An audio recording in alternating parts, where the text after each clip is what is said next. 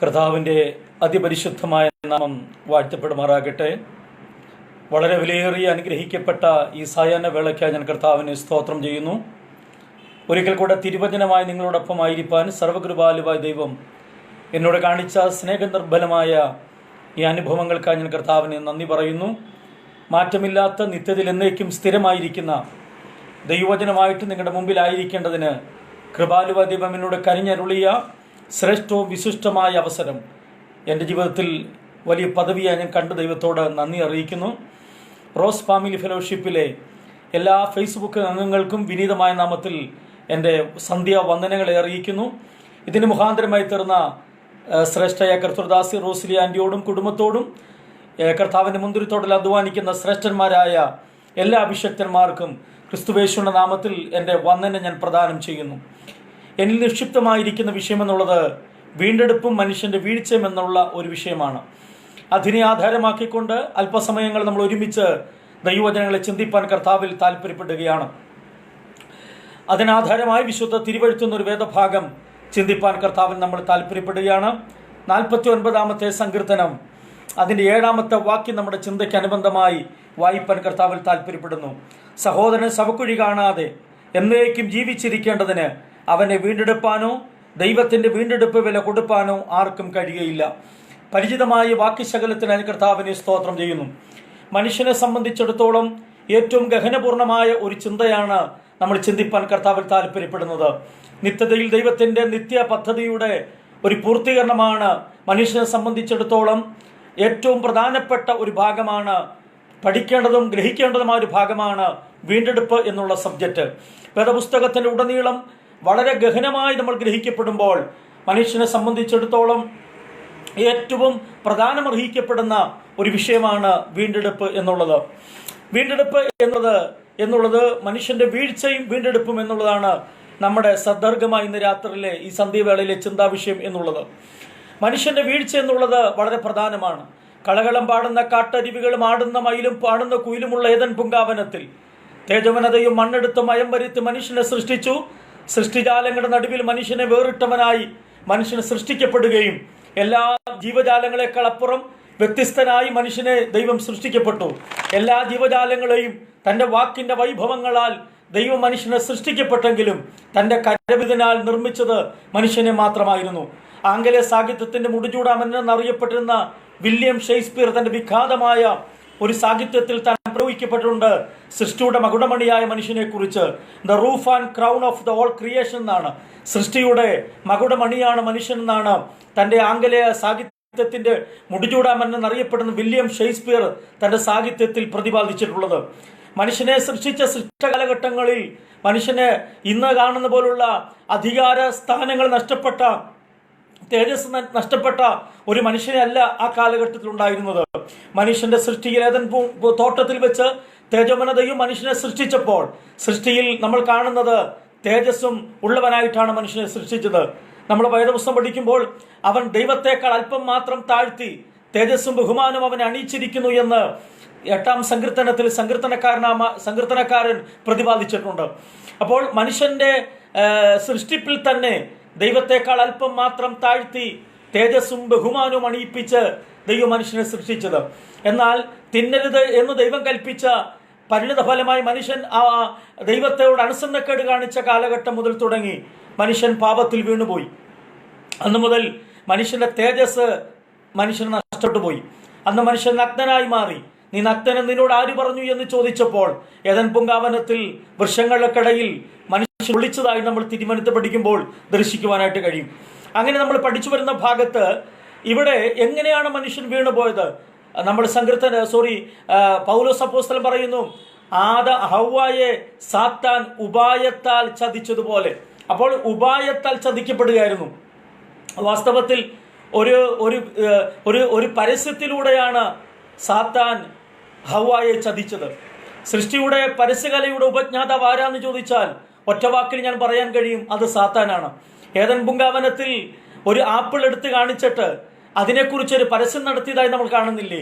ആപ്പിളിനെ ചൂണ്ടിക്കാണിച്ചുകൊണ്ട് സാത്താൻ ഹവ്വായുടെ മുമ്പിൽ ഒരു പരസ്യ പ്രഖ്യാപനം നടത്തുകയാണ്. ആ ആപ്പിളിനെ നോക്കിക്കൊണ്ട് പറയാന്ന്, ഇത് തിന്നുന്ന നാളിൽ നിങ്ങളുടെ കണ്ണുകളെ തുറക്കും, നിങ്ങൾ നന്മ തിന്മകളെ കുറിച്ച് അറിവുള്ളവരായി മാറും. മാത്രമെന്നല്ല, നിങ്ങൾ ദൈവത്തെ പോലാകും. ആ വൃക്ഷത്തിന്റെ ഫലം തിന്നാൻ നല്ലതാണ്, കാണാൻ ഭംഗിയുള്ളതും ജ്ഞാനം പ്രാപിപ്പാൻ കാമ്യമുള്ളതാണെന്ന് ആപ്പിളിനെ നോക്കിക്കൊണ്ട് ഒരൊറ്റ പരസ്യം സാത്താൻ ചെയ്യുകയാണ്. ആ പരസ്യം കേട്ട് ഹൗവ പരസ്യത്തിൽ വീണുപോയി. ഇന്ന് സമകാലഘട്ടത്തിൽ ജീവിക്കും നമുക്കറിയാം, പരസ്യത്തിൽ പലപ്പോഴും നമ്മുടെ മനസ്സ് ഹഠാൽ ആകർഷിച്ച് നമ്മൾ വാങ്ങിക്കൂട്ടിയ പല കാര്യങ്ങളും ഇന്നും പൊടി പിടിച്ച് നമ്മുടെ വീടിന്റെ കോണുകളിൽ കിടക്കുന്ന പല പാഴ്വസ്തുക്കളെ നമുക്ക് ദർശിക്കാൻ കഴിയും. ഇന്നും പരസ്യങ്ങൾ, TV തുറന്നാൽ, റേഡിയോ തുറന്നാലും, ദൃശ്യമാധ്യമങ്ങൾ തുറന്നാലും പരസ്യങ്ങളുടെ വലിയ ശൃംഖലയല്ലേ നമ്മൾ കാണുന്നത്. മുട്ടുസൂചിയുടെ പരസ്യങ്ങൾ പോലും എത്രയധികം ഗംഭീരമായിട്ടല്ലേ നമ്മുടെ മുമ്പിൽ അവതരിപ്പിക്കുന്നത്. ആ കാര്യം ഞാൻ പറയുമ്പോൾ ഒരു കാര്യം പറയാം. സാത്താനും നരകത്തെക്കുറിച്ചുള്ള പരസ്യം, സ്വർഗത്തെക്കുറിച്ചുള്ള അറിവ് നമുക്ക് നഷ്ടപ്പെടുത്തി, പരസ്യത്തെക്കുറിച്ചുള്ള പരസ്യപ്പെടുത്തി നമ്മുടെ കണ്ണുകൾക്കും നമ്മുടെ ഹൃദയങ്ങൾക്കും ഹഠാൽ ആകർഷിക്കുന്ന പലതിനെയും നമ്മുടെ കണ്ണുകളെയും ഹൃദയങ്ങളെയും ആകർഷിപ്പിച്ച് സാത്താൻ തന്റെ മായാവലയത്തിൽ നമ്മളെ ആക്കുന്ന ഒരു കാലഘട്ടത്തിലാണ് നമ്മൾ പാർക്കുന്നത് എന്നുള്ളത് വളരെ ശ്രദ്ധർഘമായ ഒരു കാര്യമാണ്. ഇവിടെ ഹൗവായെ സാത്താൻ ഉപായത്താൽ ചതിച്ച് ആ ഒറ്റ പാപ്പിളിന്റെ പരസ്യത്തിൽ ആ ഹൗവ വീണുപോയ അനന്തരമായിട്ട് നമ്മൾ വായിക്കുന്നു, ആ പരസ്യത്തിൽ വീണ മാത്രയിൽ അവൾ ഭക്ഷിച്ചു. ആ ക്ഷണത്തിൽ തന്നെ അവളുടെ ശരീരത്ത് ദൈവം ഉടിപ്പിച്ചിരുന്ന തേജസ്സിന്റെ പുടവ അവൾക്ക് നഷ്ടമായി. അങ്ങനെ ആദമിനെ ഹൗവായെയും ഏദൻ പർദീസയിൽ നിന്ന് നമ്മൾ മാറ്റിക്കളഞ്ഞു എന്ന് തിരുവചനത്തിൽ വായിക്കുന്നു. അങ്ങനെ ദൈവത്തിന്റെ ശാപഗ്രസ്തമായി അരുത് എന്ന് കൽപ്പിച്ചത് പാപത്തിൽ ചെയ്തുപോയി. ഹമാർട്ടി എന്ന പദമാണ് ലക്ഷ്യം പിഴക്കിയ, ദൈവത്തിന്റെ പദ്ധതിയിൽ നിന്ന് ലക്ഷ്യം പിഴച്ചു പോയ ആദമിനെ ഹൗവായെയും ഏദൻ പർദീസിൽ നിന്ന് പുറത്താക്കി. അങ്ങനെ വീണുപോയ മനുഷ്യന് അന്നു മുതൽ തുടങ്ങി തിരുവചനത്തിൽ വായിക്കുന്ന രക്തം ചൊരിഞ്ഞിട്ടല്ലാതെ വിമോചനമില്ല. ദൈവത്തിൽ നിന്നും അകന്നുപോയ മനുഷ്യൻ, ഒരിക്കൽ ദൈവത്തോട് അടുത്തിരുന്ന മനുഷ്യനാണ്. ദൈവവുമായിട്ട് അകലം പാലിച്ചിരുന്ന ഒരു കാലഘട്ടം ഇല്ലായിരുന്നു, ദൈവവുമായി അടുക്കം പാലിച്ചൊരു കാലഘട്ടം ഉണ്ടായിരുന്നു. ഏദൻ പർദീസയിൽ കളകളം പാടുന്ന കാട്ടരികളുള്ള ഏദൻ തോട്ടത്തിൽ വെച്ച് മുളങ്കാടുകളെ തടിയെത്തുന്ന ഇളങ്കാറ്റുകളും വൃക്ഷലരാധികളും തല ഉയർത്തി പിടിച്ചു നടത്തുന്ന സൂക്ഷ്മ നിരീക്ഷണം നടത്തുന്ന പുള്ളിമാനും തല ഉയർത്തി പിടിച്ചു നിൽക്കുന്ന വടുവുറ്റൻ വൃക്ഷങ്ങളും വൃക്ഷങ്ങൾക്കിടയിലൂടെ ഊറിയുറങ്ങുന്ന സൂര്യകിരണങ്ങളും എത്ര മനോഹരമാർന്ന കാഴ്ചകളായിരുന്നു ഏദൻ പർദീസിൽ ഉണ്ടായിരുന്നത്.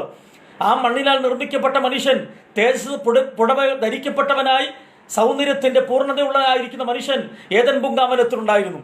എന്നാൽ ആ ഏദൻ പൂങ്കാവനത്തിലെ മനുഷ്യൻ പാപത്തിൽ അരുത് എന്ന് കൽപ്പിച്ചതിനെ വിലക്കപ്പെട്ട ആദമും ഹൗവായും പാപം ചെയ്തു കഴിഞ്ഞപ്പോൾ ക്ഷണത്തിൽ അവരുടെ തേജസ്സിന്റെ പുടവ അവർക്ക് നഷ്ടപ്പെട്ടു പോയി.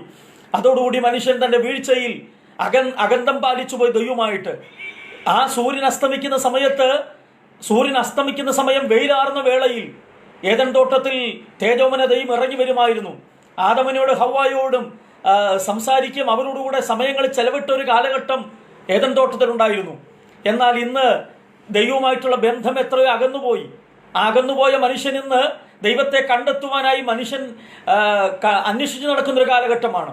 ഈശ്വരനെ അന്വേഷിച്ച് നടക്കുന്ന മനുഷ്യൻ ഈശ്വരനെ കണ്ടെത്താതിരുന്നപ്പോൾ മനുഷ്യ മസ്തിഷ്കത്തിൽ ഈശ്വരനെ കുറിച്ചൊരു നിഗമനത്തിലെത്തി. അതിനവർ മതമെന്ന് പേരിട്ടു. ആ മതങ്ങൾ ഒരിക്കലും ദൈവത്തെ കണ്ടെത്തുവാൻ കഴിയുകയില്ല. ദൈവത്തെ കണ്ടെത്തുവാനായിട്ട് മനുഷ്യൻ കണ്ടെത്തിയ മാർഗങ്ങളിലും എത്ര അധികമായിരുന്നു. ദൈവത്തിന് അകന്നുപോയ മനുഷ്യൻ, ഏദൻ തോട്ടത്തിൽ പുറത്താക്കപ്പെട്ട മനുഷ്യൻ പിന്നാൻ തലമുറകളിൽ ആദമിന്റെ മക്കൾ വന്നു. പിന്നീട് തലമുറകൾ പലതും മാറി വന്നു. പിന്നെ മനുഷ്യൻ ഈശ്വര അന്വേഷകനായി മാറി. ആരാണ് ദൈവമെന്ന് അന്വേഷിച്ച് നടന്നൊരു കാലഘട്ടം. തങ്ങളെക്കാൾ ബലമുള്ളതിനെ പലതിനെയും കണ്ടപ്പോൾ അവർ ആദരവ് കൊണ്ട് അതിനെ ആരാധിച്ചൊരു കാലഘട്ടം ഉണ്ടായിരുന്നു.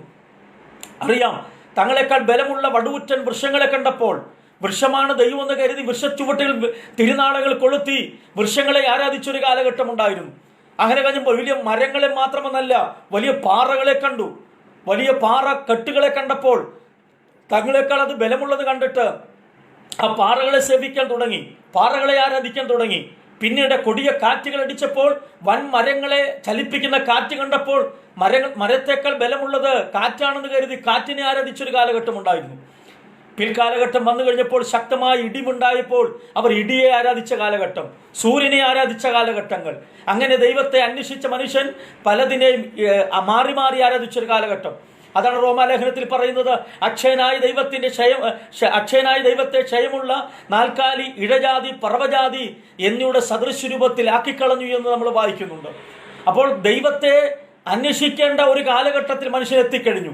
എന്താണ് സംഭവിക്കപ്പെട്ടത്? മനുഷ്യന്റെ വീഴ്ചയാണ് കാരണം. മനുഷ്യന്റെ പാപത്വന്റെ കാരണമായി തേജസ് നഷ്ടപ്പെട്ട മനുഷ്യൻ. നമുക്കറിയാം, ഇന്ന് ദൈവവുമായിട്ടുള്ള ബന്ധം അകന്നുപോയില്ലേ? ദൈവമായിട്ട് അകന്നുപോയ ബന്ധത്തിലായിരിക്കുന്ന കാലഘട്ടം. നമുക്കിന്ന് തേജസ് ധരിക്കപ്പെട്ട നമ്മൾക്കിന്ന് നാണിടം മറയ്ക്കുവാൻ നമ്മൾ വസ്ത്രങ്ങൾ വാങ്ങേണ്ട അനുഭവം ഉണ്ടാകുന്നു. എന്താ കാര്യം? നാളെ നമുക്കൊരു യാത്ര ചെയ്യണമെങ്കിൽ ബാഗ് കരുതേണ്ട ഗതികേട് നമുക്ക് വരുന്നു.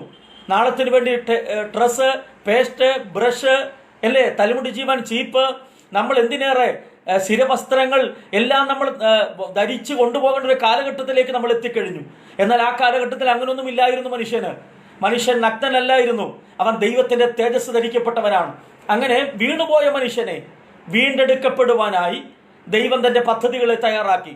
രക്തം ചൊരിഞ്ഞിട്ടില്ലാതെ വിമോചനമില്ലെന്ന് ദൈവത്തിന്റെ വചനം അതിശക്തമായി പഠിപ്പിച്ചിരിക്കവേ, പഴയ കാലഘട്ടങ്ങളിൽ മാട്, കുറുമ്പ്രാവുകളൊക്കെ യാഗം നടത്തി മനുഷ്യൻ ദൈവം തന്റെ പാപം മറയ്ക്കുവാൻ ശ്രമിച്ചു.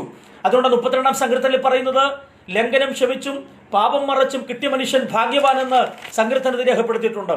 അപ്പോൾ കഴിഞ്ഞ കാലഘട്ടങ്ങളിൽ ആടിന്റെയും കാളയുടെയും കുറുമ്പ്രാവിന്റെ രക്തം, ആടിന്റെ രക്തം ആറുപോലെ ഒഴുകിയിട്ടും ആരുടെയും പാപത്തിന് അറുതി വന്നില്ല. കാരണം മനുഷ്യന്റെ പാപങ്ങളൊന്നും മറയ്ക്കപ്പെടുകയായിരുന്നു. ലംഘനം ക്ഷമിച്ചും പാപം മറച്ചും കിട്ടിയ മനുഷ്യൻ ഭാഗ്യവാൻ. അപ്പോൾ അതിന്റെ അർത്ഥം, കഴിഞ്ഞ കാലങ്ങളിൽ ആടിന്റെ രക്തം ആറുപോലെ ഒഴുകിയിട്ടുണ്ട്, പക്ഷെ ആരുടെയും പാപത്തിന് അറുതി വന്നില്ല. കാരണം അവരുടെ പാപങ്ങളെല്ലാം ക്രിസ്തുവിന്റെ രക്തമല്ല, ആടിന്റെ രക്തം കൊണ്ട് മറയ്ക്കപ്പെടുകയായിരുന്നു. എന്നാൽ നമ്മൾ യോഹന്നാന്റെ ലേഖനത്തിൽ വായിക്കുന്നു, ക്രിസ്തുവിന്റെ രക്തം സകല പാപവും പോക്കി നമ്മെ ശുദ്ധീകരിക്കപ്പെടുന്നതാണ്. അപ്പോൾ കഴിഞ്ഞ കാലങ്ങളിൽ യാഗങ്ങൾ പലതും നടന്നെങ്കിലും, പാപത്തിന് വേണ്ടി പ്രായച്ചിത്തമായി പല യാഗങ്ങൾ ഇവിടെ ക്രമീകൃതമായി നടന്നെങ്കിലും അവയ്ക്കൊന്നും മനുഷ്യന്റെ പാപങ്ങൾക്ക് പ്രായച്ചിത്തം വരുത്തുവാൻ കഴിഞ്ഞില്ല. ഇവിടുത്തെ മതങ്ങൾ ഒരുപാട് രംഗത്ത് വന്നിട്ടുണ്ട്. എല്ലാ മതങ്ങൾക്ക് അവിടെ തത്വചിന്തകളും മീമാംസിമാരും എഴുതി ചേർത്ത തത്വചിന്തകൾ ധാരാളമുണ്ട്. അവർ എഴുതി ചേർത്ത മതഗ്രന്ഥങ്ങളുണ്ട്. പക്ഷേ മനുഷ്യനെ വീണ്ടെടുക്കുവാനായിട്ട് ആർക്കും കഴിഞ്ഞില്ല എന്നുള്ളത് വളരെ ശ്രദ്ധർഘമായ ഒരു കാര്യമാണ്. മനുഷ്യനെ വീണ്ടെടുക്കുവാൻ കഴിഞ്ഞില്ല. ഇവിടുത്തെ ഒരുപാട് ആചാരങ്ങൾ, ഇവിടുത്തെ ഒരുപാട് മതാനുഷ്ഠാനങ്ങളും ഒക്കെ നീണ്ടു നിവർന്നു കിടക്കുന്ന ഒരുപാട് ചിന്തകൾ ഇവിടെയുണ്ട്, ഒരുപാട് ആചാര അനുഷ്ഠാനങ്ങൾ ഇവിടെയുണ്ട്. അവയ്ക്കാർക്കും മനുഷ്യനെ വീണ്ടെടുക്കാൻ കഴിഞ്ഞില്ല എന്നുള്ളത് വളരെ ശ്രദ്ധർഘമായ ഒരു കാര്യമാണ്. ഇവിടെ നമ്മൾ വായിക്കുമ്പോൾ, സഹോദരൻ ശവക്കുഴി കാണാതെ എന്നേക്കും ജീവിച്ചിരിക്കേണ്ടതിന് അവനെ വീണ്ടെടുക്കാനോ അവന്റെ വീണ്ടെടുപ്പിന്റെ വില കൊടുക്കാനോ ആർക്ക് കഴിയുമെന്ന് സങ്കീർത്തനക്കാരനോട് ചോദിക്കുകയാണ്. അങ്ങനെ വീണ്ടെടുപ്പ് എന്നുള്ള വളരെ പ്രധാനപ്പെട്ട ഒരു കാര്യമാണ്. വീണുപോയ മനുഷ്യനെ വീണ്ടും അവനെ മടക്കി വരുത്തുവാൻ പദ്ധതി ദൈവത്തിനുള്ളതായിരുന്നു. അതിനെയാണ് വീണ്ടെടുപ്പ് എന്ന പദത്തെക്കുറിച്ച് അർത്ഥമാക്കുന്നത്. എന്താണ് വീണ്ടെടുപ്പ് എന്നുള്ളത്? ഒരിക്കൽ സ്വന്തമായിരുന്ന സ്ഥാപന ജംഗമ സ്വത്തുക്കളെ വീണ്ടും വില കൊടുത്ത് വിലയ്ക്ക് വാങ്ങുന്നതിനെ വീണ്ടെടുപ്പ് എന്ന പദപ്രയോഗം സൂചിപ്പിക്കാം. അതിന്റെ അർത്ഥമോ തക്കതായ പ്രതിഫലമോ വിലയോ കൊടുത്ത് വിടുവിക്കുന്നതിനെ വീണ്ടെടുപ്പ് എന്ന പദപ്രയോഗം കൊണ്ട് നമുക്ക് അനുശാസിക്കാം, മനസ്സിലാക്കാൻ പറ്റും. രക്ഷിക്കുക, സ്വതന്ത്രമാക്കുക, സൗഖ്യമാക്കുക, വിടുവിക്കുക എന്നിങ്ങനെ വിവിധ അർത്ഥങ്ങൾ വീണ്ടെടുപ്പ് എന്ന പദത്തിൽ നിന്നും നമുക്ക് മനസ്സിലാക്കാൻ കഴിയും.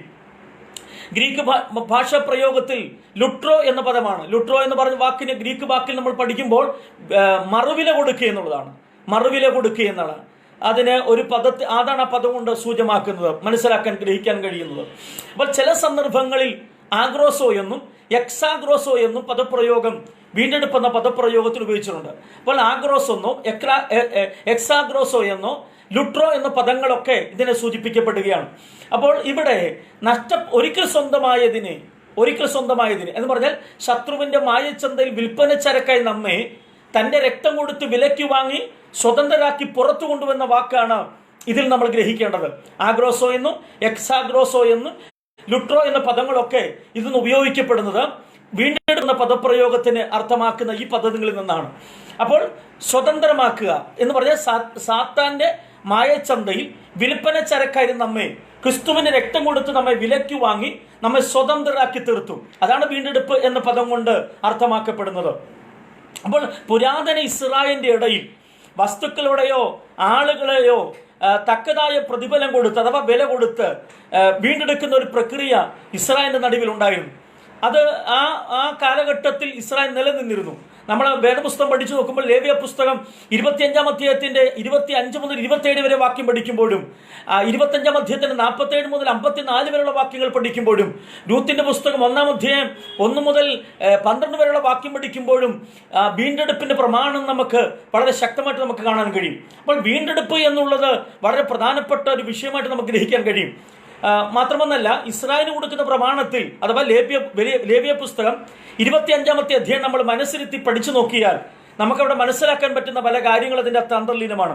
ഒരുവൻ തൻ്റെ പൊതുസ്വത്ത് നഷ്ടപ്പെടുകയോ തന്നെയോ തനിക്കുള്ളവരെയോ അടിമകളായി കൊണ്ടുപോവുകയോ ചെയ്താൽ തങ്ങളുടെ അടുത്ത ചാർച്ചക്കാരൻ അയാളെ നഷ്ടപ്പെട്ടു പോയ ആളുകളെയും നഷ്ടപ്പെട്ടു പോയ സ്വത്തുകളെയും തക്ക വില കൊടുത്ത് വീണ്ടെടുക്കപ്പെടുവാനുള്ള അവകാശം ഇസ്രായേൽ മക്കൾ ദൈവം കൊടുത്തിരുന്നു. എന്ന് പറഞ്ഞാൽ ഒരാൾ തങ്ങളുടെ സ്വന്തം ചാർച്ചക്കാർക്ക് തങ്ങളുടെ കടം വാങ്ങുകയോ ഒക്കെ ചെയ്ത് അടിമകളാക്കി അടയ്ക്കാൻ നിർവാഹമില്ലാതെ വരുമ്പോൾ അടിമകളാക്കി കൊണ്ടുപോവുകയോ തങ്ങളുടെ വസ്തുക്കളെ അപഹരിച്ചു കൊണ്ടുപോവുകയോ ചെയ്താൽ തൊട്ടടുത്ത ചാർച്ചക്കാരൻ തക്കതായ വില കൊടുത്ത് അദ്ദേഹത്തെ വിലയ്ക്ക് വാങ്ങണമായിരുന്നു. അങ്ങനെയുള്ള വീണ്ടെടുപ്പുകാരൻ പഴയ നിയമ കാലഘട്ടത്തിൽ ഉണ്ടായിരുന്നു. അതുകൊണ്ട് പഴയ നിയമ കാലഘട്ടത്തിൽ ന്യായപ്രമാണത്തിന് വിലയ്ക്ക് വാങ്ങാൻ നമ്മെ വീണ്ടെടുക്കുവാനായിട്ട് കഴിഞ്ഞില്ല എന്നുള്ളതാണ്. അപ്പോൾ ഇവിടെ പഴയ നിയമ കാലഘട്ടങ്ങളിൽ ആ ഒരു പ്രമാണം ഇസ്രായേൽ മക്കൾക്ക് ദൈവം കൊടുത്തിരുന്നു. എങ്ങനെയാണ് ഒരുവനെ വീണ്ടെടുക്കണം, ആ വീണ്ടെടുപ്പിന്റെ വില എങ്ങനെയാണ് കൊടുക്കേണ്ടത് എന്നുള്ളതാണ്. അപ്പോൾ മനുഷ്യനെ സംബന്ധിച്ചിടത്തോളം മനുഷ്യന്റെ വീണ്ടെടുപ്പിന്റെ വില കൊടുക്കാൻ കഴിയുകയില്ല. കാരണം ഒരു മനുഷ്യന്റെ ആത്മാവെന്ന് പറയുന്നത് മുഴു ലോകത്തെക്കാൾ വിലയേറിയതാണ്. അപ്പോൾ ഒരു മനുഷ്യന്റെ ആത്മാവ് മുഴു ലോകത്തെക്കാൾ വിലയേറിയതായതുകൊണ്ട് മനുഷ്യന് അസാധ്യമായ കാര്യമാണ് മനുഷ്യനെ വീണ്ടെടുക്കുക എന്നുള്ളത്.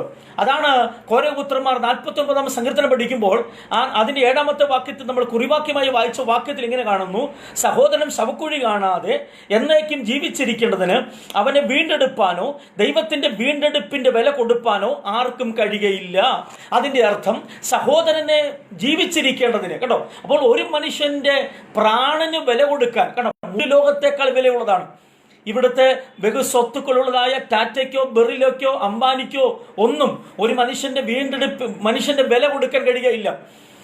ഒരുപക്ഷെ ഇവിടുത്തെ പലവിധമായ കാര്യങ്ങൾ ലോകത്തിലുള്ള സകല സമ്പന്നന്മാർക്ക് വാങ്ങിക്കൂട്ടാൻ പറ്റും. അവർ നോക്കുമ്പോൾ അവരുടെ പണത്തിന് മുമ്പിൽ എല്ലാം സ്വത്തുക്കൾ വാങ്ങിക്കൂട്ടാൻ പറ്റിയെന്ന് വരാം. ഒരുപക്ഷെ ഒരു രാജ്യം അവർക്ക് വിലയ്ക്ക് വാങ്ങാനുള്ള പണം അവരുടെ കസ്റ്റഡിയിലുണ്ടായിരിക്കാം. ഒരു സംസ്ഥാനമോ ഒരു ജില്ലയോ അവർക്ക് വാങ്ങിയ അതിനുള്ള പണവും അതിനുള്ള പ്രാവീണ്യം അവർക്കുണ്ടായിരിക്കാം. പക്ഷെ ഒരു മനുഷ്യന്റെ ആത്മാവിനെ വീണ്ടെടുക്കാനുള്ള ത്രാണിയോ വിലയോ കൊടുക്കാൻ ഉലക ചരിത്രത്തിൽ മനുഷ്യന് കഴിയുകയില്ല എന്നുള്ളതാണ് സർദർക്കം. കാരണം മുഴു ലോകത്തെക്കാൾ വിലയുള്ളതാണ് ഒരുവന്റെ ആത്മാവെന്ന് പറയുന്നത്. അതാണ് സങ്കീർത്തനക്കാരൻ പറയുന്നത്: സഹോദരൻ ശവക്കുഴി കാണാതെ എന്നേക്കും ജീവിച്ചിരിക്കേണ്ടതിന് അവനെ വീണ്ടെടുപ്പാനോ അവന്റെ വീണ്ടെടുപ്പ് വില കൊടുക്കാനോ ആർക്കും കഴിയത്തില്ല. അപ്പോൾ ഈ മനുഷ്യന്റെ വീണ്ടെടുപ്പിന്റെ വില, മനുഷ്യന്റെ ആത്മാവിന്റെ വില കൊടുക്കാൻ ഒരുവന് മാത്രമേ കഴിയുള്ളൂ. അത് ദൈവത്തിന് മാത്രമാണ്. അതാണ് സഹോദരൻ ശവക്കുഴി കാണാതെ എന്നേക്കും ജീവിച്ചിരിക്കേണ്ടതിന് അവന്റെ വീണ്ടെടുപ്പിന്റെ വില. എന്താണ് വീണ്ടെടുപ്പിന്റെ വില കൊടുത്തത് എന്നുള്ളതാണ് നമ്മൾ ശ്രദ്ധിക്കപ്പെടേണ്ടത്. അപ്പോൾ ഇസ്രായേലിനെ സംബന്ധിച്ചിടത്തോളം വീണ്ടെടുപ്പ് എന്ന പദപ്രയോഗം അവർക്ക് വളരെ അറിയപ്പെടാവുന്ന ഒരു കാര്യമാണ്. അതിന് തക്കതായ ന്യായപ്രമാണം അവർ കൊടുത്തിരുന്നു. അങ്ങനെ വേദപുസ്തകം നമ്മൾ പഠിക്കുമ്പോൾ സ്വന്തം അടുത്ത ഇസ്രായേൽ മക്കളോട് പറയുന്നു, അവരുടെ എന്തെങ്കിലും നഷ്ടപ്പെട്ടു പോവുകയോ അവരുടെ അടിമകളാക്കി ശത്രുക്കൾ അവരെ കൊണ്ടുപോവുകയോ ചെയ്തു കഴിഞ്ഞാൽ അവരെ വില കൊടുത്ത് തക്കതായ വില കൊടുത്ത് തിരിച്ചു വാങ്ങാൻ തൊട്ടടുത്ത ചാർച്ചക്കാർക്ക് കഴിയണമെന്നാണ്. പണമുള്ള തൊട്ടടുത്ത ചാർച്ചക്കാർ അവരെ വീണ്ടെടുക്കണമെന്നാണ്. അതാണ് നമ്മൾ വേദപുസ്തകം പഠിക്കുമ്പോൾ രൂത്തിന്റെ പുസ്തകം 4-ാം അധ്യായം 1 മുതൽ 12 വരെയുള്ള വേദഭാഗം നമ്മൾ പഠിക്കുമ്പോൾ അവിടെ നമ്മൾ ദർശിക്കുന്നുണ്ട് ബോവസിനെയും നവമിയുടെ നിലവും അതോടുകൂടി രൂത്തിനെയും വീണ്ടെടുത്തതായിട്ടുള്ള ചരിത്രം നമ്മൾ രൂത്തിന്റെ പുസ്തകത്തിൽ വായിക്കുന്നു. അപ്പോൾ ബോവസ് എന്ന് പറയുന്നത് തൊട്ടടുത്ത ചാർച്ചക്കാരനല്ലായിരുന്നു. തൊട്ടടുത്ത ചാർച്ചക്കാരൻ വാസ്തവത്തിൽ വരേണ്ടത് മറ്റൊരാളാണ്. അദ്ദേഹം വീണ്ടെടുക്കാൻ കഴിയാതെ വന്നപ്പോഴാണ് ബോവസ് വീണ്ടെടുത്തത്. അതുകൊണ്ടാണ് പറയുന്നത് ക്രിസ്തു ന്യായപ്രമാണത്തിന് നമ്മെ വീണ്ടെടുക്കാൻ കഴിയാതെ വന്നപ്പോഴാണ് കാലസമ്പൂർണത വന്നപ്പോൾ ക്രിസ്തു നമ്മെ വീണ്ടെടുക്കാനായി ഈ ഭൂമിയിലേക്ക് വന്നത്. അതുകൊണ്ടാണ് പഠിക്കുന്നത് മനുഷ്യപുത്രൻ അനേകർക്ക് വേണ്ടി തന്റെ ജീവനെ മറുവിലയായി കൊടുപ്പാൻ അത്ര വന്നതെന്ന് മർക്കോസ് 10:45 നമ്മൾ വായിക്കുന്നത്. അപ്പൊ മനുഷ്യപുത്രനാകുന്ന ക്രിസ്തു അനേകർക്ക് വേണ്ടി തന്റെ ജീവൻ മറുവില കൊടുപ്പാനായി വന്നു. എന്തുകൊണ്ട് മറുവില കൊടുപ്പാൻ വന്നു? പഴയ നിയമ കാലഘട്ടത്തിൽ ആടിന്റെയും പ്രാവിന്റെയും ഒക്കെ രക്തം ആറുപോലെ ഒഴുകിയില്ലേ, എന്നിട്ടും ആരെയും വീണ്ടെടുപ്പാൻ കഴിഞ്ഞില്ല. അപ്പോൾ കട്ട പിടിച്ച് നിണമണഞ്ഞ കത്തികളും കഴുത്തറക്കാൻ ഓങ്ങുന്ന കത്തി കണ്ട് കുതിരിക്കരയുന്ന യാഗമൃഗവും, കത്തിവെച്ച മൃഗങ്ങളുടെ കണ്ണനങ്ങൾ ദഹിപ്പിക്കുന്ന യാഗപീഠവും, കത്തിയാളുന്ന യാഗപീഠവും, കണ്ണും കരളും കരുന്ന അതിമനോഹരമെന്ന കൽപ്പശില്പങ്ങൾ കൊണ്ട് ന്യായപ്രമാണം പണിയപ്പെട്ടെങ്കിലും മനുഷ്യവർഗത്തെ വീണ്ടെടുപ്പാൻ ആടിൻ്റെയോ കാളയുടെയോ രക്തങ്ങൾക്ക് കഴിഞ്ഞില്ല എന്നുള്ളതാണ്.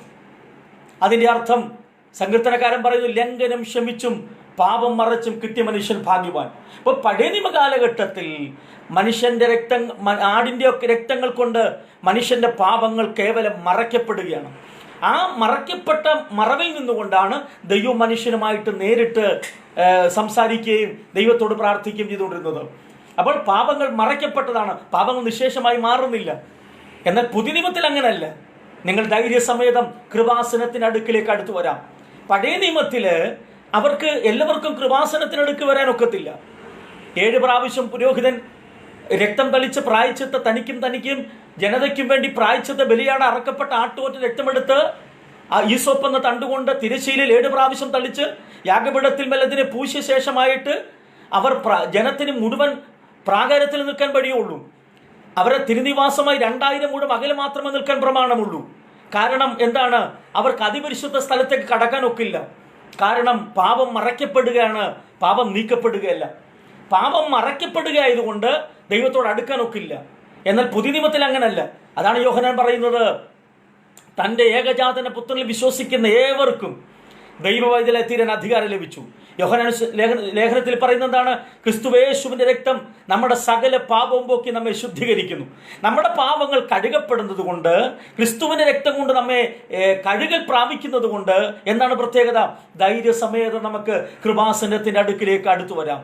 അതിനുവേണ്ടി ദേഹം എന്ന തിരശീല താൻ നമുക്ക് വേണ്ടി ചീന്തപ്പെട്ടു. എന്നിട്ട് ക്രിസ്തുവിനോട് നമുക്ക് അടുത്തേരുവാനായി അവസരമുണ്ട്. എങ്ങനെ സംഭവിക്കപ്പെട്ടു? ക്രിസ്തുവിന്റെ രക്തം മറുവിലയായി നമുക്ക് വേണ്ടി പ്രദാനം ചെയ്തു. അവ നമ്മെ വീണ്ടെടുത്തിരിക്കൊണ്ട് നമ്മളെ വീണ്ടെടുക്കപ്പെട്ടവരായി നാം മാറ്റപ്പെടുകയാണ്.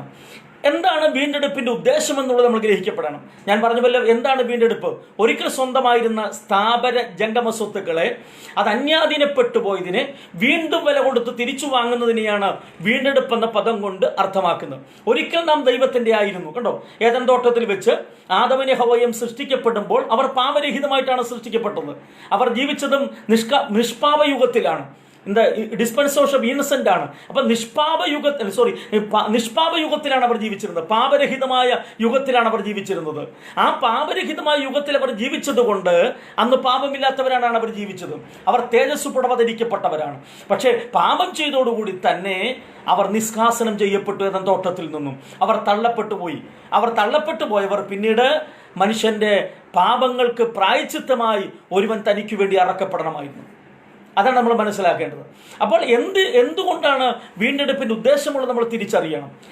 ഒന്നാമത്തെ കാര്യം, നമ്മൾ ഗലാത്യ ലേഖനം 1:3 വായിക്കുമ്പോൾ കാണുന്നു, ഇപ്പോഴത്തെ ദുഷ്ടകാലത്തിൽ നമ്മെ വിടുവിക്കേണ്ടതിന് വേണ്ടിയാണ് കർത്താവ് നമ്മെ വീണ്ടെടുത്തത്.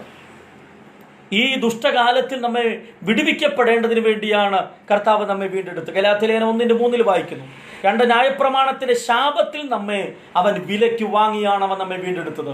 അത് ഗലാത്യ ലേഖനം 1:13 ഗലാത്യർ 4:5 വായിക്കുമ്പോൾ ന്യായപ്രമാണത്തിന്റെ കീഴിന്റെ ശാപത്തിൽ നമ്മെ വിലയ്ക്ക് വാങ്ങി. ഇസ്രായേൽ മക്കളെ സംബന്ധിച്ചിടത്തോളം നമ്മൾ ആവർത്തന പുസ്തകം 28-ാം അധ്യായം പഠിക്കുമ്പോൾ ഏബേൽ പർവ്വതം ഗെർസിൻ പർവ്വതം 2 പർവ്വത നിരകളുണ്ട്. ആ 2 പർവ്വതത്തിൽ നിരയിൽ നിന്നുകൊണ്ട് ഇസ്രായേൽ മക്കളുടെ 12 ഗോത്രത്തിലെ 6 ഗോത്രത്തിന്റെ പ്രഭുക്കന്മാർ ഒരു ഗോത്രത്തിലും 6 ഗോത്രത്തിലെ പ്രഭുക്കന്മാർ മറു പർവ്വതത്തിൽ നിൽക്കണം. ഏബേൽ പർവ്വതവും ഗെർസിൻ പർവ്വതവും ഈ 2 പർവ്വതമാണ്. ഈ 2 പർവ്വതത്തിൽ നിന്നുകൊണ്ട് ഒരു പർവ്വതത്തിൽ നിൽക്കുന്ന ആളുകൾ അനുഗ്രഹവാക്യങ്ങൾ ചൊല്ലും. അപ്പനെയും അമ്മയും ബഹുമാനിക്കുന്നവൻ അനുഗ്രഹിക്കപ്പെട്ടവൻ, അവന്റെ പേറും പിറപ്പും അനുഗ്രഹിക്കപ്പെടും എന്ന് പറഞ്ഞുകൊണ്ട് അനുഗ്രഹവാക്യങ്ങൾ ചൊല്ലുകയാണ്. ദൈവത്തെ മാനിക്കുന്നതിന് ദൈവം മാനിക്കുമെന്ന് പറഞ്ഞ് ഒരു ഭാഗത്ത് നന്മമാന ദൈവത്തിന്റെ നന്മവശങ്ങൾ അനുഗ്രഹവാക്യങ്ങൾ ചൊല്ലുമ്പോൾ, ഇത് ചെയ്യപ്പെടാത്തവർ മറുഭാഗത്ത് ഏബേൽ പർവ്വതത്തിൽ നിന്നുകൊണ്ട് ഇത് ചെയ്യാത്തവൻ ശപിക്കപ്പെട്ടവനെന്ന് ശാപവാക്കുകൾ പറയുകയാണ്. അപ്പം ഏബേൽ പർവ്വതവും ഗെർസിൻ പർവ്വതവും ഈ 2 പർവ്വതങ്ങളിൽ നിന്നുകൊണ്ട് ശപിക്കപ്പെട്ടവരെയും അനുഗ്രഹിക്കപ്പെട്ട വാക്യങ്ങളും ചൊല്ലുകയാണ്. എന്നാൽ ഇതൊന്നും ഏറ്റുപറയാൻ കഴിയാതെ പർവ്വതങ്ങളുടെ താഴ്വശങ്ങളിൽ ജാതികളാകുന്നവർ നമ്മൾ ന്യായപ്രമാണത്തിന്റെ കീഴിൽ ആയിരുന്നു. ആ ന്യായപ്രമാണത്തിന്റെ കീഴിൽ ശപിക്കപ്പെട്ടവരായിരുന്നു. ആ ശാപഗ്രസ്തത്തിൽ നിന്നും ന്യായപ്രമാണത്തിൽ നിന്നും നമ്മെ വിലയ്ക്ക് വാങ്ങുവാനാണ് ക്രിസ്തു നമുക്ക് വേണ്ടി മറുവിലയായി ക്രൂശീകരിക്കപ്പെട്ടത്. അപ്പോൾ അതാണ് നമുക്ക് ഗലാത്യ ലേഖനം 3:13 വായിക്കുന്നത്. ന്യായപ്രമാണത്തിന്റെ ശാപത്തിൽ നമ്മെ അവൻ വിലയ്ക്ക് വാങ്ങി എന്നാണ് വീണ്ടെടുപ്പ് എന്ന പദം കൊണ്ട് അർത്ഥമാക്കുന്നത്. അപ്പോൾ അടുത്ത് നമ്മൾ പഠിക്കുമ്പോൾ കൊലോസ്യർ 1:13 വായിക്കുമ്പോൾ നമ്മൾ കാണുന്നുണ്ട്, ഇരുട്ടിന്റെ അധികാരത്തിൽ അവൻ നമ്മെ വീണ്ടെടുത്തു. അതല്ല, നിങ്ങൾ അന്ധകാരത്തിൽ നിന്നും തന്റെ അത്ഭുത പ്രകാശത്തിലേക്ക് വിളിച്ചവന്റെ, കണ്ടോ, നമ്മൾ വിളിക്കപ്പെടും മുമ്പേ ഇരുട്ടിലായിരുന്നു, അന്ധകാരത്തിലായിരുന്നു. തന്റെ രക്തം കൊണ്ട് അവൻ നമ്മെ വിലയ്ക്ക് വാങ്ങിയവൻ നമ്മെ പ്രകാശത്തിലേക്ക് കൊണ്ടുവന്നു. ജാതകി പുരോഹിത വർഗമാക്കി നമ്മെ തീർത്തു. വിശുദ്ധ ജനം ജനമാക്കി അവൻ നമ്മെ തീർത്തു. എങ്ങനെ തീർത്തു? തന്റെ രക്തത്താലുള്ള വീണ്ടെടുപ്പിനാൽ അത് സായത്തമാക്കാൻ കഴിഞ്ഞു എന്നുള്ളതാണ് നമ്മൾ മനസ്സിലാക്കേണ്ടത്. ഇവിടെ നാലാമത്തത്, മരണഭീതിയിൽ നിന്നും പിശാചിന്റെ അടിമകളായിരുന്നു നമ്മെ കർത്താവ് അവിടുന്ന് വിടുവിച്ചു. എബ്രായ ലേഖനം 2:15 വായിക്കുമ്പോൾ നമ്മൾ വായിക്കുന്നു, മരണഭീതിയിൽ നിന്ന് അവൻ നമ്മെ വിടുവിച്ചു. പിശാചിന്റെ അടിമത്തത്തിൽ നിന്നും അവൻ നമ്മെ വിടുവിച്ചു. കണ്ടോ, ക്രിസ്തു നമുക്ക് വേണ്ടി ശാപമാകുന്നതിന് മുൻപായി, ക്രിസ്തു നമുക്ക് വേണ്ടി മറുവിലയായി ക്രൂശിൽ മരിക്കും മുമ്പായി, ക്രിസ്തു തന്റെ രക്തത്താൽ നമ്മെ വീണ്ടെടുക്കുന്നതിന് മുൻപായിട്ട് നമ്മളിൽ മരണഭീതികൾ പരന്നിരുന്നു. ഇന്ന് നമ്മുടെ മേൽ മരണഭീതി കൊണ്ടിടുന്ന പൈശാചിക മണ്ഡലങ്ങളുടെ മേൽ ജയം മുടക്കാൻ ഒറ്റ നാമത്തിനെ കഴിയത്തുള്ളൂ. അത് കർത്താവിന്റെ നാമമാണ്. ആ നാമം സകല നാമങ്ങൾക്ക് മീതെ ഉയർന്നിരിക്കുന്ന നാമമാണ്. കാരണം യേശു മാത്രമേ മരണത്തെ ജയിച്ചുള്ളൂ എന്നുള്ളതാണ്. അപ്പം മരണത്തെ ജയിച്ച യേശു നമ്മളിൽ നിന്ന് മരണഭീതികളെ അകറ്റിക്കളയും. അപ്പോൾ ഇവിടെ നമ്മൾ വായിക്കുന്നു, പിശാചിന്റെ അടിമകളായിരുന്നു നമ്മൾ. അതാണ് മുമ്പേ പറഞ്ഞത്, പിശാചിന്റെ മായച്ചന്തയിൽ, അടിമച്ചന്തയിൽ നമ്മളൊരു വിൽപ്പന ചരക്കായിരുന്നു. ക്രിസ്തു മറുവിലയായി തന്റെ രക്തം കൊടുത്തിട്ട് അവൻ നമ്മെ വിലയ്ക്ക് വാങ്ങി, അവൻ നമ്മെ സ്വതന്ത്രരാക്കി. അതാണ് ആഗ്രോസോ എന്നും എക്സാഗ്രോസോ എന്ന പദം ഗ്രീക്ക് വാക്കിൽ നിന്നും നമ്മൾ മനസ്സിലാക്കേണ്ടത്. അതാണ് വീണ്ടെടുപ്പെന്ന പദം. അങ്ങനെയാണ് വീണ്ടെടുപ്പെന്ന പദം പുറത്തു വരുന്നത്. അതാണ് വീണ്ടെടുപ്പ്. ഒരിക്കൽ നാം ദൈവത്തിന്റെ വകയായിരുന്നു, ഒരിക്കൽ നാം ദൈവത്തിൻ്റെതായിരുന്നു. എന്നാൽ നാം നഷ്ടപ്പെട്ടു പോയി നമ്മെ വീണ്ടും വില കൊടുത്തു, രണ്ടാമതും വില കൊടുത്തു. അതാ വീണ്ടെടുപ്പ്. ഒരിക്കൽ നാം ദൈവത്തിൻ്റെതായിരുന്നു, അവന്റെ സ്വന്തമായിരുന്നു നമ്മൾ. എന്നാൽ നമ്മൾ അന്യാധീനപ്പെട്ടുപോയി, നമ്മൾ അന്യം മാറിപ്പോയി കഴിഞ്ഞപ്പോൾ, ദൈവത്തിൻ്റെതല്ലാതായി മാറിക്കഴിഞ്ഞപ്പോൾ, വീണ്ടും കർത്താവ് ദൈവം നമുക്ക് വേണ്ടി സ്വന്തം ഓമനകുമാരനെ കാൽവരി ക്രൂശിൽ കൊലയ്ക്ക് കൊടുത്തിട്ട് അവൻ നമ്മെ വിലയ്ക്ക് വാങ്ങി. അതിനെയാണ് വീണ്ടെടുപ്പെന്ന പദം കൊണ്ട് സൂചിപ്പിക്കപ്പെടുന്നത്. അപ്പോൾ നമ്മളെ പാപത്തിന്റെ അടിമത്തിൽ നിന്നും നമ്മെ കർത്താവ് വിടുവിച്ചു. അപ്പോൾ ക്രിസ്തുവിന്റെ ഉയർത്തെഴുന്നേൽപ്പോടുകൂടി തന്നെ നമ്മൾക്ക് ക്രിസ്തുവിലുള്ള വീണ്ടെടുപ്പ് നമുക്ക് പൂർത്തീകരിക്കപ്പെടുകയാണ് ചെയ്തത്. അപ്പോൾ വീണ്ടെടുപ്പ് നമുക്ക് സായത്തമാക്കാൻ കഴിഞ്ഞു എന്നുള്ളത് പ്രസിദ്ധമായ ഭാഗമാണ്. അപ്പോൾ ക്രിസ്തുവിന്റെ ക്രൂശ് മരണം, അതായത് കാലസമ്പൂർണത വന്നപ്പോൾ സ്ത്രീയുടെ സന്തതിയെ ജയിച്ച് മരിച്ച് അടക്കപ്പെട്ട് മൂന്നാം നാൾ ഉയർത്തെഴുന്നേറ്റു. ആ ക്രിസ്തുവിന്റെ ക്രൂശീകരണമാണ് കാലസമ്പൂർണത. ആ നടുവിൽ നിൽക്കുമ്പോൾ പുറകോട്ട് പഴയ വിശുദ്ധന്മാർ, മുൻപോട്ട് പുതിയ നിയമ ദൈവമക്കളുമാണ്. അപ്പോൾ ക്രിസ്തുവിന്റെ ക്രൂശീകരണം കാലസമ്പൂർണ്ണം നടക്കപ്പെടുമ്പോൾ മുൻകാല പ്രാബല്യം എന്ന് പറഞ്ഞ ഒന്നുണ്ട്. ക്രിസ്തുവിന്റെ മുൻകാല പ്രാബല്യം, ക്രിസ്തുവിന്റെ വീണ്ടെടുപ്പിന്റെ മുൻകാല പ്രാബല്യം. വീണ്ടെടുപ്പിന്റെ മുൻകാല പ്രാബല്യമുണ്ട്, ക്രൂശീകരണത്തിന്റെ മുൻകാല പ്രാബല്യമുണ്ട്. ആണോ, ആരയക്കേണ്ടു, ആർ നമുക്ക് വേണ്ടി പോകുമെന്ന് യെശയ്യാപ്രവാചകൻ പറയുന്നത് പോലെ, ക്രിസ്തു നമുക്ക് കാലസമ്പൂർണ്ണത വരുമ്പോൾ ക്രൂശീകരിക്കപ്പെട്ട എന്നതിനേക്കാൾ നമ്മൾ വെളിപ്പാട് പുസ്തകം 13-ാം അധ്യായം പഠിക്കുമ്പോൾ ലോകസ്ഥാപനത്തിന് മുൻപ് അറക്കപ്പെട്ട ദൈവത്തിന്റെ കുഞ്ഞാട്, ലോകമെന്ന വാക്കിന് അയോൺ എന്ന പദമാണ് എന്ന് പറഞ്ഞ യുഗസ്ഥാപനങ്ങൾക്ക് മുൻപ് എന്ന് പറഞ്ഞാൽ ഭൂമിയും ഭൂമണ്ഡലവും നിർമ്മിക്കപ്പെടും മുൻപ് തന്നെ ക്രിസ്തു നമുക്ക് വേണ്ടി പിതാവിന്റെ വലതുഭാഗത്ത് മാനവജാതിയുടെ ഉദ്ധാരണത്തിന് വേണ്ടി ക്രൂശീകരിക്കപ്പെടാൻ വേണ്ടി, നമ്മുടെ പ്രാണന് വില കൊടുക്കാൻ വേണ്ടി സ്വർഗത്തിന്റെ കോടതിയിൽ അവനെ മാറ്റി നിർത്തി. പക്ഷെ കാലസമ്പൂർണ്ണത വന്നപ്പോഴാണ് അക്ഷരീയമായിട്ട് ക്രിസ്തു ക്രൂശിൽ മരിക്കുന്നത്. എന്നാൽ ക്രിസ്തുവിനെ ക്രൂശിൽ മരിക്കുന്നതിന് എത്രയോ കാലഘട്ടം മുമ്പ്, ഈ ഭൂമി ഉണ്ടാകും മുൻപ് തന്നെ തന്റെ ഓമനകുമാരനെ പിതാവായ ദൈവം നീതിയുടെ കോടതിയിൽ അവനെ മാനവജാതിയുടെ പാപത്തിന്റെ പരിഹാരത്തിന് വേണ്ടി ക്രൂശിൽ മരിക്കാൻ ഏൽപ്പിച്ചു കൊടുത്തു. അതാണ് നമ്മൾ വെളിപ്പാട് പുസ്തകത്തിൽ വായിക്കുന്നത്, ലോകസ്ഥാപനത്തിന് മുമ്പ് അറക്കപ്പെട്ട ദൈവത്തിന്റെ കുഞ്ഞാട് എന്ന പദം സൂചിപ്പിക്കുന്നത്. അപ്പോൾ ഭൂമി ഉണ്ടാകുന്നതിന് മുൻപ് തന്നെ, നമ്മെ സൃഷ്ടിക്കും മുൻപ് തന്നെ ദൈവത്തിന്റെ മനോമുകുളത്തിൽ വെച്ച് മനുഷ്യന്റെ വീഴ്ചയെക്കുറിച്ച് ത്രികാലജ്ഞാനിയ ദൈവം ലോകസ്ഥാപനത്തിന് മുമ്പ്. അപ്പോൾ ഇവിടെ നമ്മൾ മനസ്സിലാക്കേണ്ടത്, അപ്പോൾ മുൻകാല പ്രാബല്യം, ക്രിസ്തുവിന്റെ മുൻകാല പ്രാബല്യമുണ്ട്. അതിന് എന്ന് പറഞ്ഞാൽ പഴയ നിയമ വിശുദ്ധന്മാർ മുഴുവൻ ആടിന്റെയും പ്രാവിന്റെയും മനുഷ്യവർഗത്തെ പിൻകോട്ട് നോക്കിയാൽ, എന്ന് പറഞ്ഞാൽ ക്രൂശ് തൊട്ട് പുറകോട്ട് നോക്കിയാൽ കഴിഞ്ഞകാല ഭക്തന്മാർ അവരെങ്ങനെയാണ് നീതീകരിക്കപ്പെട്ടത്? അവർ, ഞാൻ പറഞ്ഞ പോലെ സങ്കീർത്തനക്കാരൻ പറഞ്ഞു, ലംഘനം ക്ഷമിച്ചും പാപം മറച്ചും കിട്ടിയ മനുഷ്യൻ ഭാഗ്യവാൻ. അവരുടെ പാപങ്ങൾ പരിഹരിക്കപ്പെടുകയല്ലെന്ന് മറയ്ക്കപ്പെടുകയായിരുന്നു. അതുകൊണ്ട് അവർ ശുദ്ധിമാന്മാരാകുന്നില്ല. അവിടെ പാപം മറയ്ക്കപ്പെടുന്നുള്ളൂ, അത് പൂർണ്ണമായി നീങ്ങപ്പെടുന്നില്ല. പിന്നെ എങ്ങനെയാണ് അവരെല്ലാം നീതീകരിക്കപ്പെട്ടത്? അബ്രഹാം എങ്ങനെ നീതീകരിക്കപ്പെട്ടത്? നോഹ എങ്ങനെ നീതീകരിക്കപ്പെട്ടത്? അവരെല്ലാം നീതീകരിക്കപ്പെട്ടത്, പഴയ നിയമ വിശുദ്ധന്മാർ മുഴുവൻ നീതീകരിക്കപ്പെട്ടത് ക്രിസ്തുവിന്റെ ക്രൂശീകരണത്തിന്റെ മുൻകാല പ്രാബല്യമാണ്. നമുക്കറിയാം, ചില നിയമങ്ങൾ വന്നു കഴിയുമ്പോൾ അതിന് മുൻകാല പ്രാബല്യമുണ്ട്, പിൻകാല പ്രാബല്യമുണ്ട്. അപ്പോൾ അതിനു മുൻപ് എന്തെല്ലാം നടന്നു, ആ നിയമത്തിൽ അതിനെ അനുഷ്ഠിതമാക്കിക്കൊണ്ട് ആ കാര്യങ്ങളെ അതിനകത്ത് കൂട്ടിച്ചേർക്കും, ആ ബ്രാക്കറ്റിലേക്ക് കൊണ്ടുവരും എന്ന് പറയുന്ന പോലെ ക്രിസ്തു കാലസമ്പൂർണതയിൽ മരിക്കുന്നതിന് മുമ്പ് തന്നെ പഴയ നിയമ വിശുദ്ധന്മാരെ മുഴുവൻ മുൻകാല പ്രാബല്യം എന്ന് പറഞ്ഞാൽ ക്രിസ്തുവിലൂടെയാണ് അവർ നീതീകരിക്കപ്പെട്ടത്. ആടിന്റെ രക്തത്തിലൂടെയല്ല, കുറുമ്പ്രാവിന്റെ രക്തത്തിൽ കൂടെയല്ല, കാളയുടെ രക്തത്തിലൂടെയല്ല അവർ നീതീകരിക്കപ്പെട്ടത്. അവർ നീതീകരിക്കപ്പെട്ടത് ക്രിസ്തുവേശുവിന്റെ രക്തത്താലാണ് അവർ നീതീകരിക്കപ്പെട്ടത്. അതാണ് മുൻകാല പ്രാബല്യം. ക്രിസ്തുവേശുവിന്റെ വീണ്ടെടുപ്പിന്റെയും ക്രിസ്തുവേശുവിന്റെ ക്രൂശീകരണത്തിന്റെയും മുൻകാല പ്രാബല്യം അവിടെയാണ് നമ്മൾ ദർശിക്കുന്നത്. പിന്നെ മുൻപോട്ട് നോക്കുമ്പോൾ ക്രൂശീകരണത്തിന് ശേഷം ഹൃദയം കൊണ്ട് വിശ്വസിക്കുകയും വാ കൊണ്ട് ഏറ്റുപറയുകയും ചെയ്യുന്നവർ രക്ഷിക്കപ്പെടും. ക്രിസ്തു മനുഷ്യപാപത്തിന് വേണ്ടി അവന്റെ ക്രൂശിലെ മരണത്തെ അംഗീകരിക്കപ്പെടുക. അതാ റോമാലേഖനം നമ്മൾ വായിക്കുന്നത്. സ്നാനമെന്ന് പറയുന്നത് ഒരു സഭയോട് ചേരാനല്ല, പെന്തിക്കോസ് സഭയുടെ ഒരു ഉപദേശമല്ല സ്നാനമെന്ന് പറയുന്നത്. ക്രിസ്തുവിനോടും അവന്റെ അടക്കിനോടും അവന്റെ മരണത്തോടും അവന്റെ പുനരുദ്ധാനത്തോടും ഏകീഭവിക്കുന്നതാണ് സ്നാനം എന്ന് പറയുന്നത്. ആ ക്രൂശീകരണത്തെ, ക്രിസ്തുവിന്റെ വീണ്ടെടുപ്പിനെ നമ്മൾ അംഗീകരിക്കപ്പെടുന്നതിന് വ്യക്തമായ തെളിവാണ് സ്നാനം എന്നുള്ളത്. അത് ക്രിസ്തുവിന്റെ മരണത്തോടും അവന്റെ അടക്കിനോടും അവന്റെ പുനരുദ്ധാനത്തോടും ഏകീഭവിക്കപ്പെടുകയാണ് സ്നാനത്തോട് നമ്മൾ ചെയ്യുന്നത്. അത് മുൻകാല പ്രാബല്യമല്ല, അത് മുന്നോട്ടുള്ള പ്രാബല്യമാണ്. നമ്മൾ ക്രിസ്തുവിന്റെ ക്രൂശീകരണത്തെ, അവന്റെ വീണ്ടെടുപ്പിനെ അംഗീകരിക്കപ്പെടുന്നതിന് വ്യക്തമായ തെളിവാണ് സ്നാനം എന്നുള്ളത്. അപ്പോൾ വിശ്വസിക്കുകയും സ്നാനമേൽക്കുകയും ചെയ്യുന്നവൻ രക്ഷിക്കപ്പെടുമെന്നാണ്. അപ്പോൾ ഒരുവൻ ക്രിസ്തുവിനെ അംഗീകരിക്കുന്നില്ലെങ്കിൽ, ക്രിസ്തുവിനെ സ്നേഹിക്കാത്ത ഏവനും ശപിക്കപ്പെട്ടവനെന്നാണ് നമ്മൾ അവനും ശാപഗ്രസ്തമായ പട്ടികയിലാണ് വരുന്നത്.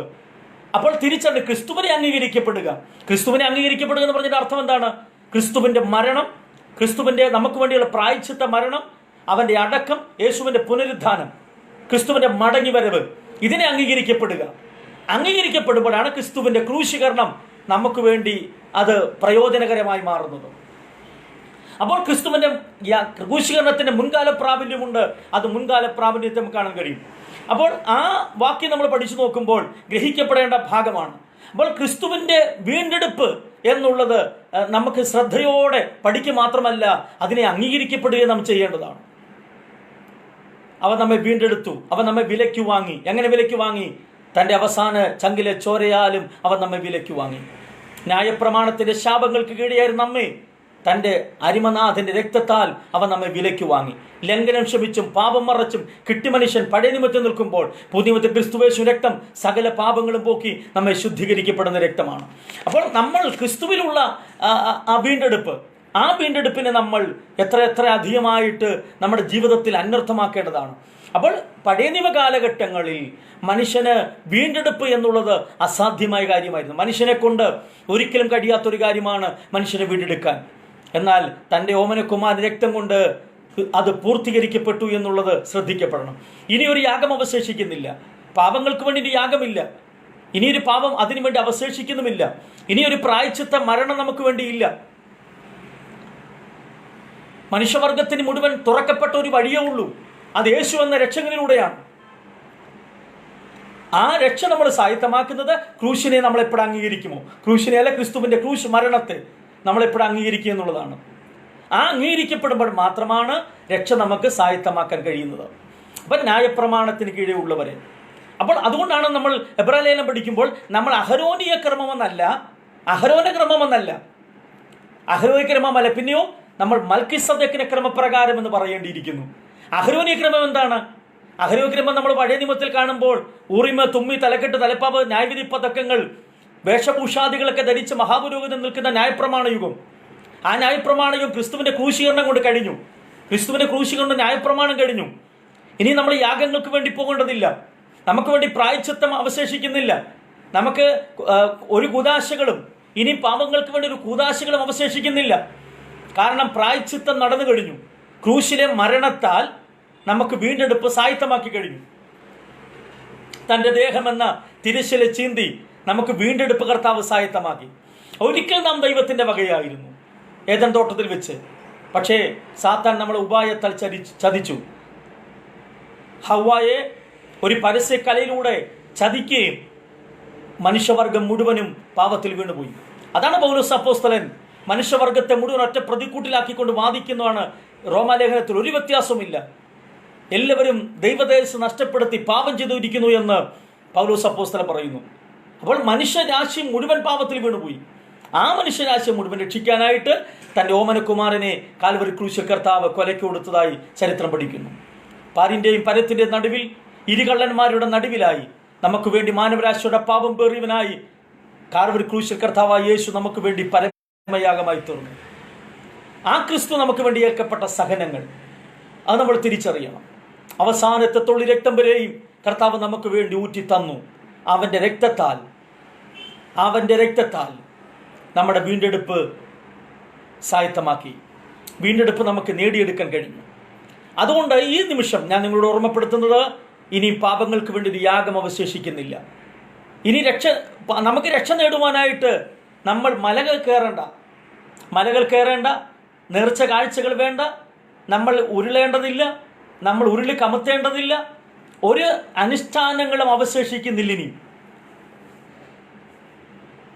നമുക്ക് രക്ഷ നേടുവാനായിട്ട് കർമാചാരങ്ങളൊന്നും ആവശ്യമില്ല. കർമാചാരങ്ങൾ കൊണ്ട് ആർക്കും രക്ഷപ്പെടാൻ കഴിയില്ല. ദൈവത്തിൻ്റെ വിശ്വാസത്താലുള്ള പ്രവൃത്തികൾ, അതാണ് നമുക്ക് ആവശ്യം. അല്ല കർമ്മങ്ങൾ, മതം നമ്മൾ രക്ഷപ്പെടുവാനായിട്ട് സ്വർഗത്തിൽ പോകാനായിട്ട് ഒരു കർമ്മവും നമുക്ക് ആവശ്യമില്ല. കുറെ പുണ്യമലകൾ തീർത്ഥാടനം നടക്കുന്നതിൽ അർത്ഥമില്ല. പുണ്യജലം കുടിക്കുന്നതിൽ കുഴപ്പമില്ല. പുണ്യ നദികളിൽ പോയി കുളിക്കുന്നതുകൊണ്ട് അർത്ഥമില്ല. നമ്മൾ എത്ര ആചാര അനുഷ്ഠാനങ്ങൾ ചെയ്യുന്നതിൽ അർത്ഥമില്ല. പാപങ്ങൾക്ക് വേണ്ടി ഒരുവൻ പ്രായശ്ചിത്തമായി കഴിഞ്ഞു.